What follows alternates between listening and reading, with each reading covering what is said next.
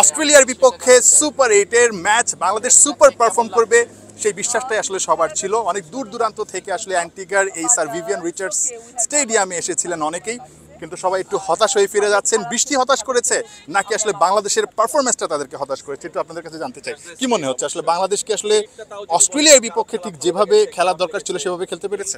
Actually আমি মনে করি যে বাংলাদেশ টিমকে আরও শক্তিশালী হওয়ার প্রয়োজন ছিল। আর বলার লাইন, ব্যাটিং লাইন, ওপেনিং লাইনটা একবারে উইক।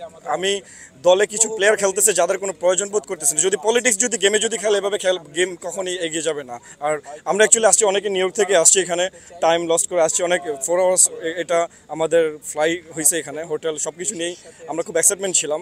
লাস্ট ইউএসএ গেম আমরা দেখেছি, সাউথ আফ্রিকার সাথে গেম খেলেছে, ইউএসএ হারছে, but it's the fight that. ইন্টেন্টটা ছিল আসলে আজকের ম্যাচটা কেন যেন মনে হয়েছে ব্যাটারদের ইন্টেন্টের একটু অভাব, আপনার কাছে তাই মনে হয়েছে কিনা? আমার আসলে 140 রান খুবই ছোট্ট একটা রান। আপনার এই মাঠের জন্য 170 180 রানের দরকার। সো বাংলাদেশ ওটা করতে পারেনি। বোলিংয়ের দিক থেকে বৃষ্টি আই থিঙ্ক অস্ট্রেলিয়াকে হেল্প করেছে, কারণ বোলিংয়ের গ্রিপে বাংলাদেশে অনেক অসুবিধা হচ্ছিল। বাট যাই হোক, ওভারঅল ইনশাল্লাহ we are looking for the next game. Power প্লেতে মোটামুটি 23টার মতো বল আসলে ডট দিয়ে দিয়েছে। লিটন দাস যেভাবে শুরু করেছে, অস্ট্রেলিয়ার বিপক্ষে যদি আপনি জিততে চান ঠিক এভাবে কি আসলে শুরু করাটা ঠিকঠাক ছিল? Absolutely not, because আমাদের top order has to perform. আমাদের first power play was not what we expected against Australia. এই পিচে আমরা আগে খেলা দেখেছি আপনার USA versus south Africa. USA fought for it. Even though they lost, it was a great game. I felt like today Bangladesh did not fight and আমাদের top order batsman did not perform as we expected. হুট করে আসলে দলটা মানে অস্ট্রেলিয়ার বিপক্ষে মনে হলো কেমন যেন আসলে একদম মানে কি বলবো একদম নির্জীব মনে হচ্ছিল। মানে আরো কয়েকজন আছেন, একটু আপনার সঙ্গে কথা বলি যে মানে আপনার কাছে তেমনটা মনে হচ্ছিল কিনা যে বাংলাদেশ হঠাৎ করে মনে হয় যেন একদম মানে চুপসে গেছে?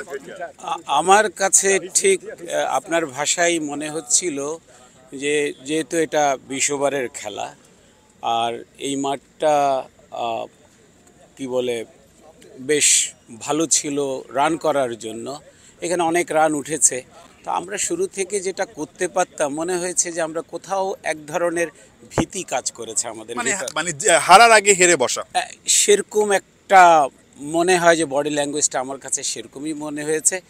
আর ব্যর্থতা তো আছেই, সেই কথা নতুন করে না বললাম, কিন্তু যেটা আসার কথা সেটা হচ্ছে যে আমরা অন্যান্য দেশের আরও বড় বড় দেশ আছে যারা খেলছে অভিজ্ঞ, তারা তো অনেকে বাড়ি চলে গেছে, আমরা সুপার 8-এ আছি। এবং আমি অনেকের মতো বলবো যে আমরা দেশের সাথে আছি, হারুক জিতুক সেটা তো থাকতেই হবে। ভারতের বিপক্ষে এখন একটা গুরুত্বপূর্ণ ম্যাচ আছে, একটু হতাশ মনে হচ্ছে আপনাকে, যদিও মুখে হাসি আছে, মানে একটু হতাশ করেছে কিনা? বৃষ্টি হতাশ করলো নাকি বাংলাদেশের পারফরমেন্সটা হতাশ করলো? বৃষ্টি তো একটু মানে আমাদেরকে হতাশ করেছে, আজকে খেলাটা সম্পূর্ণ হলো না।